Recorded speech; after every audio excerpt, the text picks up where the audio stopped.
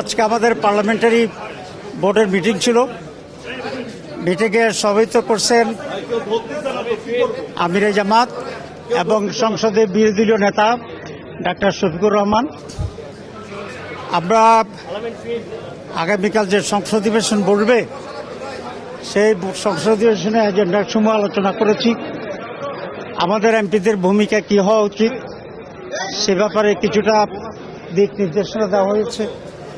যেহেতু অধিকাংশই সদস্য নতুন, সে কারণে সংসদের ফর্মালিটিস, তারপরে ক্রাইটেরিয়া, ক্যারেক্টার, ভাষা, এসব বিষয়ে আমরা কিছু তাদেরকে ব্রিফিং দিয়েছি করার জন্য। আর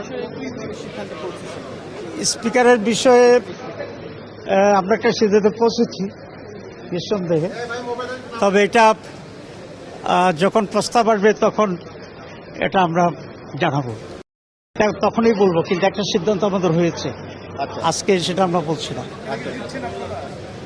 এই কথাই তো বলবো পরে। আমরা মনে করি রাষ্ট্রপতির ভাষণ দেওয়ার কোনো অধিকার নাই। স্বৈরাচারের দোসর বিএনপি কেন যে তাকে দিয়ে সব ভাষণ দেওয়াচ্ছে এটা আমাদের কাছে পরিষ্কার নয়। তো এই বিষয়ে আমরা কিছু সিদ্ধান্ত নিয়েছি, সেটা আপনারা কালকে জানবেন।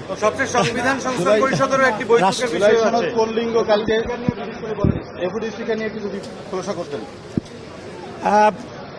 আমি এতটুকু বলবো যে আমরা একটা সিদ্ধান্ত নিয়েছি, কিন্তু সিদ্ধান্তটা কি এটা খোলাসা হবে যখন ফর্মালি এই বিষয়ে আলোচনা হবে।